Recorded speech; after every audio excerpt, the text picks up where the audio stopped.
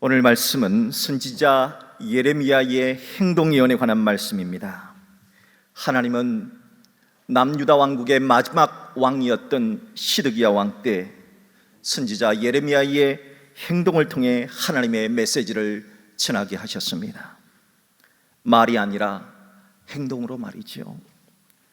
이렇게 말이 아니라 행동으로 말씀하신 이유는 하나님은 반드시 그 일을 이루어 나갈 것이다, 하나님은 확실히 그 일을 이루어 나갈 것이다 하는 하나님의 강력한 의지를 보여주신 것입니다. 이렇게 선지자 예레미야처럼 행동으로 하나님의 뜻을 드러낸 인물 가운데 일제의 박해를 피해서 저 멀리 두만강 넘어 만주 땅 간도의 대통령으로 불렸던 김약연 선생님이란 분이 계십니다. 김약연 선생님은 60세의 늦은 나이에 평양 장로의 신학교에서 공부한 후에 목사가 되었던 자랑스러운 기독교 지도자입니다. 김약연 목사님은 그곳 북간도 마을의 이름을 명동, 밝을 명자, 동력동자, 동쪽을 밝힌다, 즉 조선을 밝히겠다 하는 뜻을 가진 명동촌으로 개명을 하고, 그곳에서 나라가 망해 가던 때 새로운 인재들을 키우기 위해서 명동교회와 명동학교를 설립했습니다. 그래야 그곳 명동촌에는 별을 노래했던 애국시인 윤동주가 배출되었으며 독립운동가 송몽규, 아리랑을 만든 나홍주, 한국인 최초의 비행기 조종사 서우알보 등 약 1200여 명의 애국 청년들을 배출해 내었습니다. 대한민국 정부는 1977년에 김약연 목사님에게 건국훈장, 독립장을 추서했습니다. 윤동주 시인의 외삼촌이기도 했던 김약연 목사님은 돌아가실 때 정말 이런 아주 유명한 유언을 남겼습니다. 나의 행동이 곧 나의 유언이다. 행동이 유언이라는 겁니다. 말로 말하지 않고 행동으로 말하겠다는 겁니다. 이렇게 하나님의 사람들은 시대가 아무리 해도, 시대가 아무리 절망적이라도 행동으로 하나님의 메시지를 남기며 살았습니다.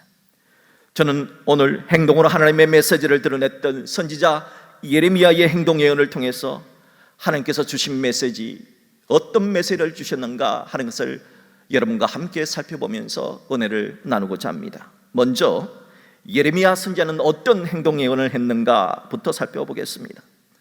오늘 예레미야 32장 본문의 배경은 참으로 절망적인 환경이었습니다. 오늘 본문 2절에 보니까 당시 나라 사정은 대제국 바벨론 제국이 군대를 보내서 예루살렘 성을 다 포위해버린 상황입니다. 그리고 흙으로 토성을 쌓았습니다.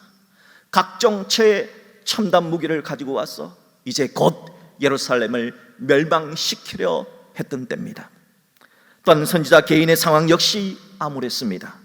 남유다 왕국의 마지막 왕인 시드기야에 의해서 선지자는 왕궁 감옥에 갇혀버린 상황이었습니다. 유대왕 시드기야가 예레미야 선지자를 감옥에 가둔 이유가 있습니다. 그것은 예레미야가 말했던 예언 때문입니다. 본문 3절로부터 5절에 보면 예레미야 선지자가 하나님의 말씀을 받아서 이렇게 예언했습니다. 이 성 예루살렘은 바빌론에 의해서 무너질 것이다. 그리고 당신 유대의 왕 시드기야 왕은 당신은 바빌론에게 져서 바빌론의 포로로 끌려갈 것이다. 그리고 남유다 왕국은 아무리 애써 싸워도 바빌론을 이길 수 없다. 이것이 하나님의 말씀이다 하고 선포했습니다. 화가 난 유대왕 시드기야는 더 이상 예레미야가 이런 예언을 말할 수 없도록 그를 왕궁 시대에 떨에다가 가둬버렸던 것입니다. 이런 절망적인 때에 하나님은 선지자 예레미야에게 참으로 이해할 수 없는 행동을 하라고 말씀하셨습니다. 이제 곧 너의 사촌 하나멜이 와서 너에게 땅을 사라고 할 것이다. 그러면 너는 비상값을 주고 그 땅을 사도록 하라 하는 말씀이었습니다. 여러분 생각을 한번 해보세요. 지금이 어떤 때입니까? 나라가 망하기 1년 전입니다. 1년이 지나면 나라가 망합니다. 그리고 예레미야가 지금 어떤 상황에 있습니까? 감옥에 갇혀 있습니다.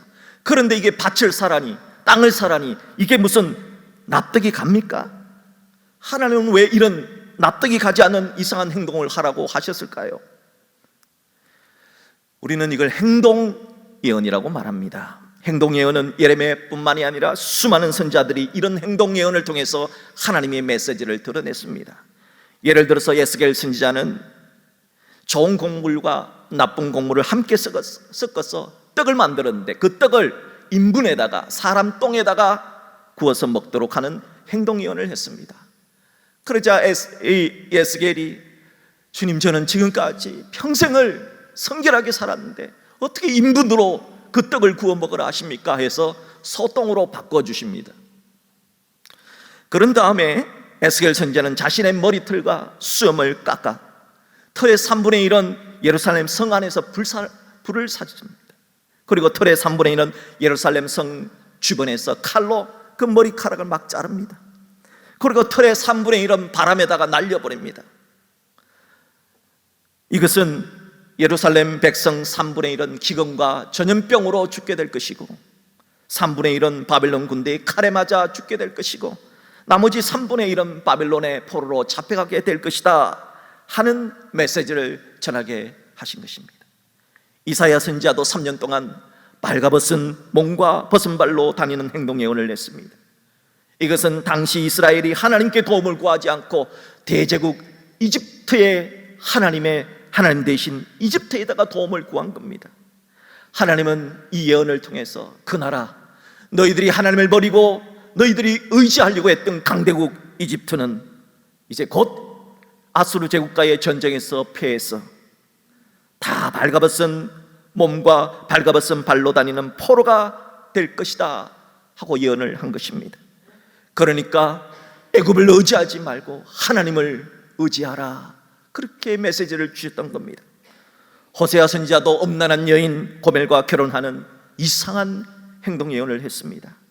하나님은 음란한 여인 같은 이스라엘일지라도 하나님 여전히 포기하지 않으시고 사랑하신다는 메시지를 음란한 여인과 결혼하는 선지자의 행동 예언으로 보여주신 것입니다. 그렇게 해서 호세아는 음란한 여인과 결혼을 했습니다. 그리고 3명의 자녀를 낳았습니다. 하지만 타락한 이스라엘을 상징하는 음란한 여인은 또다시 남편을 버리고 자녀를 버리고 다른 남자를 만나러 집 나가 버렸습니다. 그럼에도 하나님은 또다시 호세아 선지자에게 이상한 행동 예언을 하게 하십니다. 다시 가서 은 15개를 주고 그리고 보리 한 호멜 반에 값을 치르고 다시 그 여인을 사가지고 오라. 호세아의 이런 행동 예언을 통해서 하나님의 사랑은 이토록 끝이 없다. 지금도 너희를 사랑하니 여호와께로 돌아오라, 여호와께로 돌아오라 하는 메시지를 전해주셨던 것입니다. 이렇게 선지자들의 행동 예언에는 반드시 하나님의 뜻과 메시지가 담겨 있습니다. 그렇다면 오늘 나라가 망하고 선지자가 지금 감옥에 있는 상황 속에서 밭을 사라 하신 이 이상한 행동 예언에는 어떤 하나님의 뜻과 메시지가 담겨 있는 것일까요? 첫 번째 메시지는 하나님을 믿는다면 절망적인 상황이라도 희망을 갈망하라 하는 메시지를 주신 것입니다. 하나님은 왜 절망적인 상황인데 밭을 사라고 하셨는가? 그 이유를 오늘 본문인 예레미야 32장 15절과 44절에서 말씀해 주셨습니다. 먼저 32장 15절의 말씀을 들으십시오. 사람이 이 땅에서 집과 밭과 포도원을 다시 사게 되리라 하는 것을 상징하기 위해서, 사람들이 다시 와서 땅을 사고 집을 매매한 그러한 일들이 있게 될 것을 상징하기 위해서 예레미야야 내가 먼저 땅을 사라 하신 것입니다. 또한 32장 44절 하반절의 말씀입니다.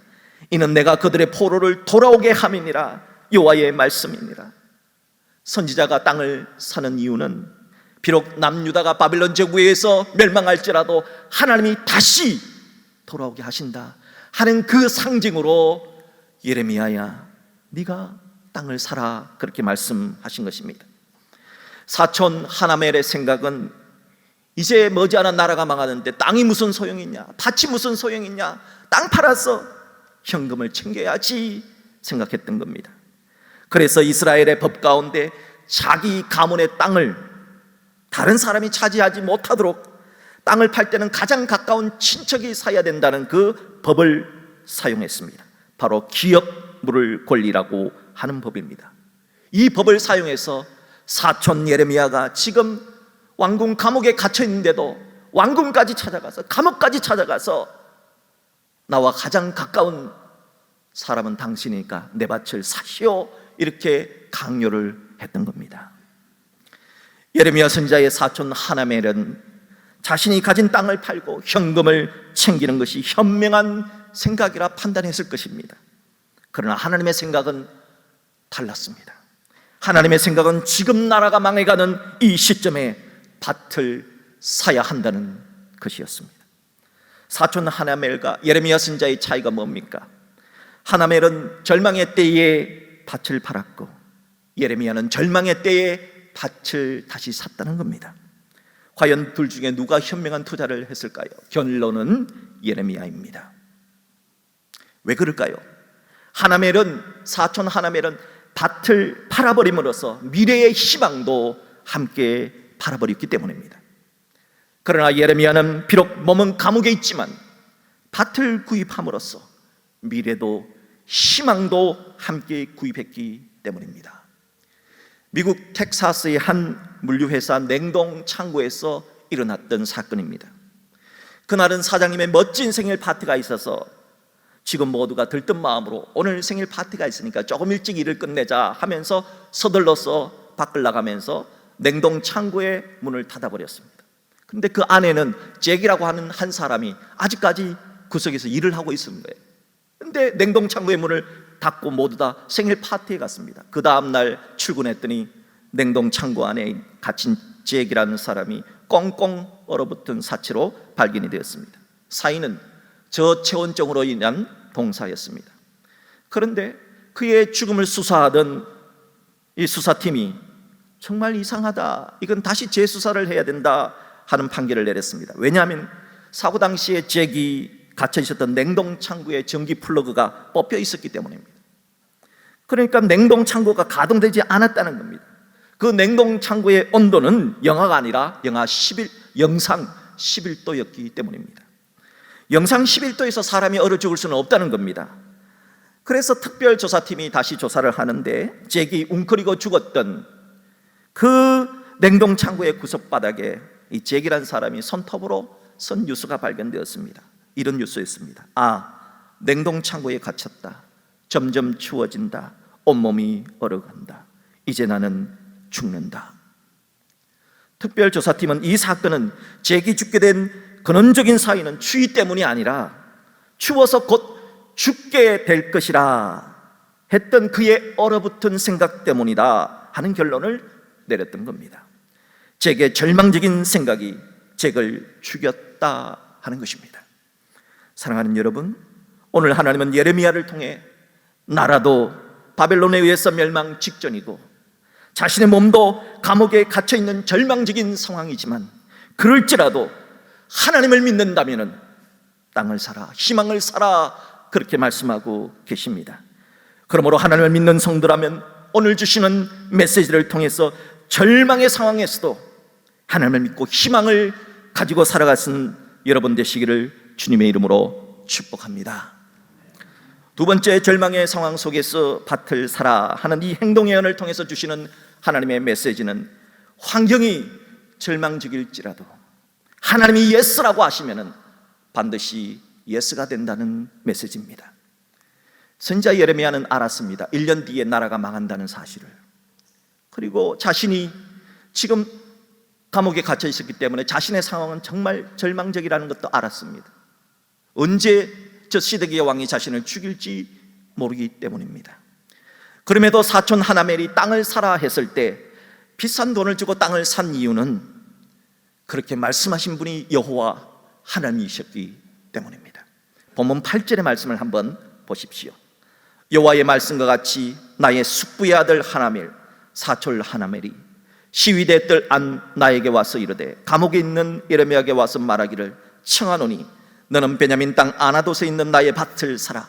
기업의 상속분이 내게 있고 물을 권리가 내게 있으니 너를 위하여 사라 하는지라. 내가 이것이 여호와의 말씀인 줄 알았으므로, 하나님의 말씀인 줄 알았으므로 환경에 상관없이 그 땅을 샀다는 겁니다.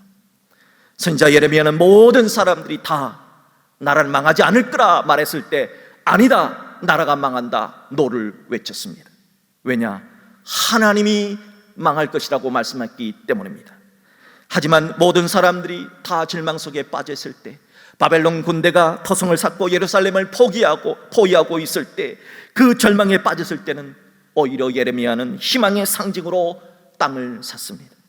예레미야 선지자가 그렇게 했던 이유는 하나님이 예루살렘을 다시 회복시켜 주실 것이라 말씀했기 때문입니다. 그렇습니다. 하나님이 슬퍼하라 하시면 여러분 슬퍼해도 됩니다. 하나님이 절망하라 하시면 절망하십시오. 하지만 하나님이 슬퍼하라 하지 않았다면 슬퍼할 필요는 없습니다. 하나님이 여러분에게 절망하라 하지 않았다면 절망할 필요가 없습니다. 하나님이 그렇게 말씀했다면 하나님이 절망이 아니라 희망을 우리에게 주실 것이고 하나님이 우리에게 회복을 주실 것이기 때문입니다.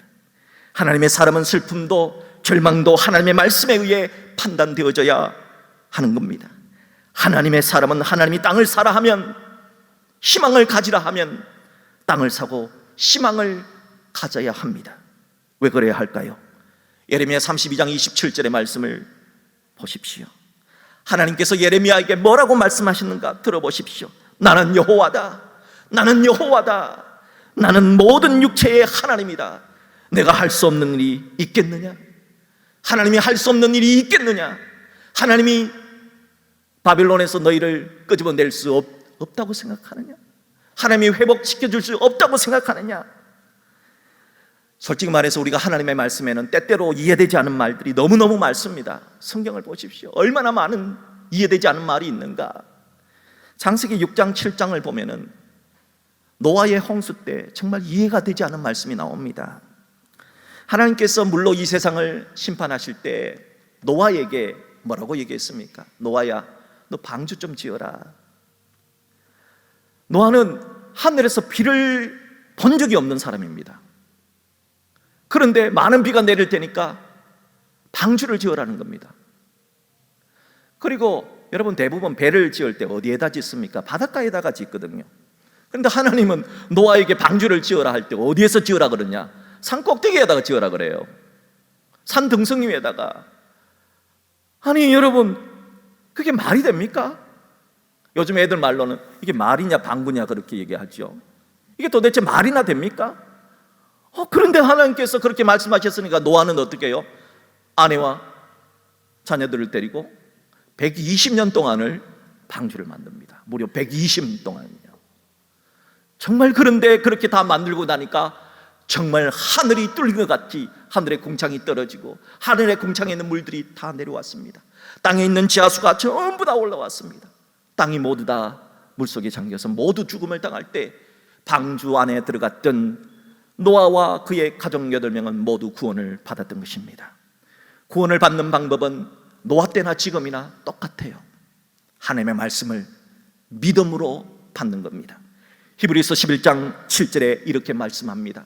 믿음으로 노아는 아직 보이지 않는 일에 경과심을 받아 경외함으로 방주를 준비하여 그 집을 구원하였다 하였습니다.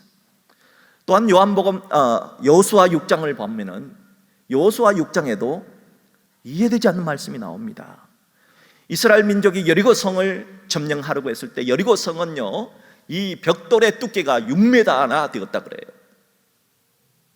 그런데 그 단단한 난공불락의 여리고 성을 무너뜨리는 방법을 하나님께서 뭐라고 말씀해 주셨느냐? 이렇게 말씀하시는 거예요. 얘들아, 여리고 성을, 난공불락의 여리고 성을 무너뜨리는 방법이 있다. 6일 동안 매일 한 바퀴씩 돌아라. 그리고 제7일 때는 7바퀴 돌고 제상이 나팔을 탁 불거든 한꺼번에 소리를 야 하고 질러라. 그러면 여리고 성이 무너질 거다. 여러분 납득이 됩니까? 여러분 같으면 무너지겠습니까? 그런데 무너져요. 참 신기하지 않습니까? 믿음이란 이해가 되어야만 믿는 것이 아닙니다. 믿음이란 하나님이 말씀하셨기에 이해가 되지 않아도 믿는 겁니다. 하나님은 실제로 이 이상한 방법으로, 납득되지 않는 방법으로 여리고성을 정복해 하셨습니다.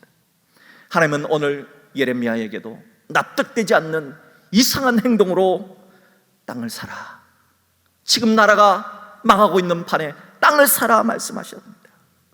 이렇게 하나님이 절망의 상황에서 땅을 사라 하신 이유는 하나님이 다시 복을 주시겠다는 뜻입니다. 본문 37절, 예레미야 32장 37절의 말씀입니다. 보라, 내가 노여움과 분함과 큰 분노로 그들을 쫓아보냈던 모든 저방에서 그들을 모아들여 이곳으로 돌아오게 하여 안전하게 살게 할 것이다. 또한 42절 말씀을 들으십시오. 예레미야 32장 42절입니다. 여호와께서 이와 같이 말씀하시니라. 내가 이 백성에게 큰 재앙을 내린 것 같이 허락한 모든 복을 그들에게 내리리라. 하나님이 다시, 나라가 망해도 너희들 다시 바벨론 포로로 끌려가도 다시 되돌아오게 하고 하나님이 회복시켜 주시고 하나님이 다시 너희에게 복을 내려 주실 것이다, 그렇게 말씀하셨습니다. 전능하신 하나님이 그렇게 말씀하셨기 때문에 이대로 되어진다 하는 겁니다. 그러므로 그리스도인의 기준은 환경이 아닙니다. 그러므로 그리스도인의 기준은 하나님의 말씀이 되어야 하는 겁니다. 이런 이야기가 있습니다. 아버지와 아들이 두 사람이 사막을 여행하고 있었답니다. 사막은 불같이 뜨거워졌습니다. 아무리 걸어도 오아시스는 보이지 않습니다. 목은 마르고 온몸은 지쳐서 쓰러질 지경이었습니다. 아들은 원망에 가득 찬 눈빛으로 아버지를 째려보면서 아버지, 우리는 이제 죽게 되었습니다. 여기서 죽으나, 조금 더 가서 죽으나, 매 한 가지인데 뭘 이렇게 자꾸 가십니까 아버지, 그냥 여기서 그냥 죽읍시다, 이렇게 얘기했습니다. 근데 조금 더 갔더니까 무덤이 나타나기 시작합니다. 무덤 하나, 무덤 둘, 그러면서 공동묘지가 쫙 나타났어요. 그러자 아들이, 보세요, 아버지 보세요, 다 죽었잖아요. 여기 와서 다 죽었잖아요. 거기서 죽으나 여기서는 똑같은 거 아니에요 하면서 무덤을 절망의 상징으로 봤습니다. 그때 아버지가 이런 말을 합니다. 얘야, 무덤이 있다는 것은, 공동묘지가 있다는 것은 이 근처에 동네 사람들이 살고 있는 마을이 있다는 뜻이야. 그러니까 무덤은 절망이 아니라 희망의 상징이란다 말했던 겁니다.